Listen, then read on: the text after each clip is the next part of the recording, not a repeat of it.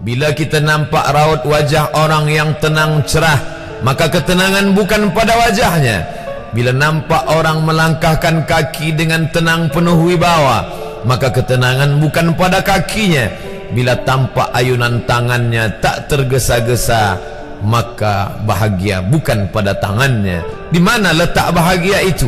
Ala fil jasadi mudghah. Ketahuilah dalam jasad ada segumpal, ada sekepal, ada sesuap.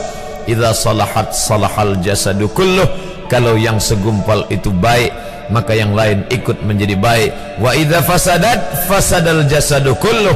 Kalau yang segumpal itu rusak, maka dia pun ikut menjadi rusak. Yang segumpal itulah yang mengendalikan mata, telinga, tangan, kaki. Yang segumpal itulah tempat rindu, benci, marah, ridha, ikhlas, fasik, hasad, kufur. Di sanalah bersemayam rindu dan benci. Maka jangan terlampau benci. Habib habibaka haunamma. Kalau kau sayang, sayanglah secukupnya sahaja. Karena boleh jadi hari ini kau sayang, besok berubah menjadi kebencian. Kalau kau benci, bencilah secukupnya sahaja. Boleh jadi esok pagi dia menjadi orang yang tersayang. Berapa banyak puan-puan berkata, siapa itu? Itulah orang yang dulu paling aku benci. Tapi hari ini masih ada juga benci, tapi tak banyak. Oleh sebab itu maka dijaga dia. Yauma la yanfa'u malun. Hari itu tak ada guna harta, wala banun, tak ada guna anak, illa man atallah, kecuali orang yang datang menghadap Allah biqalbin salim, dengan hati yang salim. Qaf lam ba, qallaba, berbolak-balik. Qallaba, tidak selamanya bahagia. Kadang pagi hati tenang, petang datang dia pun susah. Kadang pagi hati lapang, petang tiba dia pun gundah. Maka apa yang dapat menolong?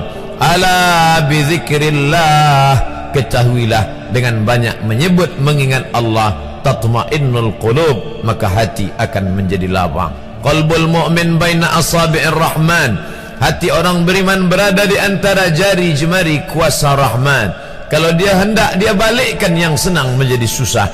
Kalau dia berkehendak yang susah, dia balik menjadi lapang. Berapa banyak orang yang tampaknya mungkin kita kata dia susah, tapi dia masih boleh tersenyum.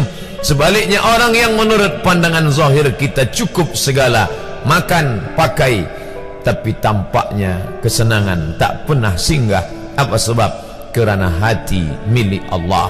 Dia ada dalam diri kita, tapi dia bukan punya kita. Lillahi ma fis samawati wa ma fil ard. Apa di langit, apa di bumi, milik Allah. Balikkan kepada Allah. Dari Allah balik kepada Allah. Senang mengucapkannya, payah mengamalkannya, lebih sulit memasukkannya ke dalam hati. Oleh sebab itu maka apa cara supaya hati menjadi lapang? Yang pertama, iman.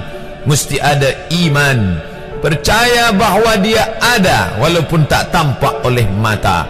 Dulu ada seorang filosof, dia berkata bahawa aku percaya dia ada bila boleh tampak oleh mata, disentuh tangan, didengar telinga. Tapi bila tidak dapat ditengok mata, dipandang mata, didengar telinga, disentuh tangan, maka dia tidak ada. Inilah orang-orang yang berfaham wujudiyah. Wujud ada, mikrofon ada, mimbar ada, orang ada, kerana aku boleh menatap dengan mata, mendengar suara dengan telinga, bersapa tangan dengan alat yang diciptakan Allah Subhanahu wa ta'ala. Tapi kita mengenal dia bukan kerana rupa. Bahkan bila kita pejam mata nampak berbagai macam rupa, itukah dia? Bukan. Walam yakul lahu kufuwan ahad. Bila kita pandang tengah malam tampak bermacam warna rupa, itukah dia? Ma khatara bibalik fallahu laisa kadzalik. Apa yang terlintas di hatimu, maka dia tidaklah seperti itu. Dia tak dapat dipandang dengan mata. La tudrikuhul absaru, dia tak dapat ditangkap mata. Wa huwa yudrikul absara, dialah yang dapat menatap mata. Jangankan dia, wajah kita pun kita tak boleh melihatnya. Siapa yang boleh melihat wajahnya?